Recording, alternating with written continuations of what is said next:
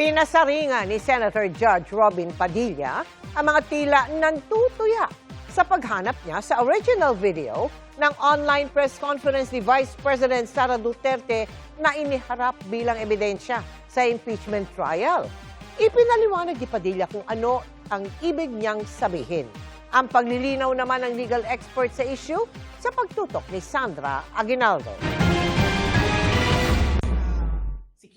Nang ipalabas sa impeachment trial ang video ng umunay pagbabanta ni Vice President Sara Duterte sa buhay ng Pangulo, First Lady at dating Speaker, tinanong ni Senator Judge Robin Padilla ang NBI agent na nag-certify na authentic o tunay ang video kung nakuha daw ba niya ang original nito mula sa nag-record ng video ng press conference ng Vice via Zoom. Pero meron po kayong ng pagkakataon ba na nakausap niyo yung tao at nagbigay siya ng affidavit? May I clarify, Your Honor, if sinong tao yung tinutukoy? Yung nag-record po.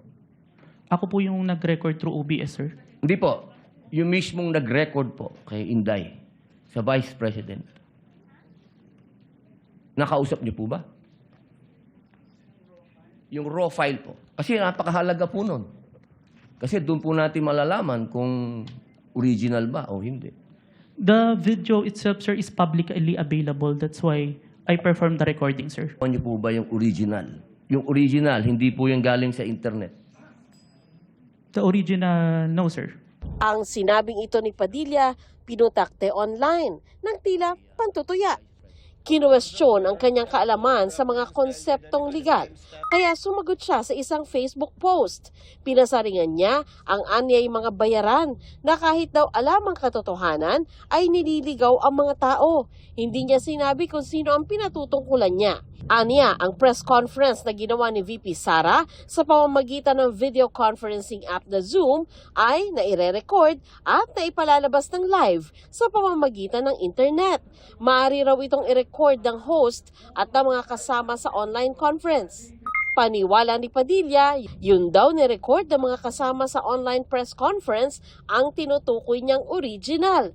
Aniya, yung lahat ng kopya mula sa live feed o live streaming ay duplicate na at pwede umanong mamanipula. Paliwanag ni dating Supreme Court Associate Justice Adolf Ascuna, ang mga recording online ay tinatanggap na ebidensya basta maipapakita na hindi ito dinoktor. Any recording based on a transmission through online would be admissible as long as it's not tampered. May iba po ang video presentation kaysa physical document, iba ang rules of authenticity. So, palagay ko hindi valido yung objection na kailangan i-presentar yung original. There is no original because every transmission is an original. Ayon kay NBI agent John Mark Calilung, ang video na ipinalabas sa impeachment trial ay nirecord niya sa pamamagitan ng software na nakapagre-record ng live stream videos. Kinuha raw niya ito sa Facebook ni Attorney Harry Roque, kaalyado ng pamilya Duterte. Kaya sabi ni Roque, siya ang pwedeng mag-authenticate o magpatotoo sa video, pati na rin si VP Sara at ang mga kasama sa press conference. The statement of Roque is correct in the sense of the usual. You know, it's a photograph. You have to present the photographer who took the picture. But as I said, in the case of digital transmission, the rules are different. So you don't have to present the one who originally recorded it because the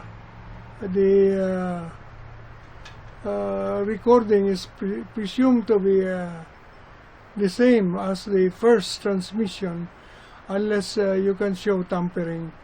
Sandra Aguinaldo, Nakatutok, 24 Oras.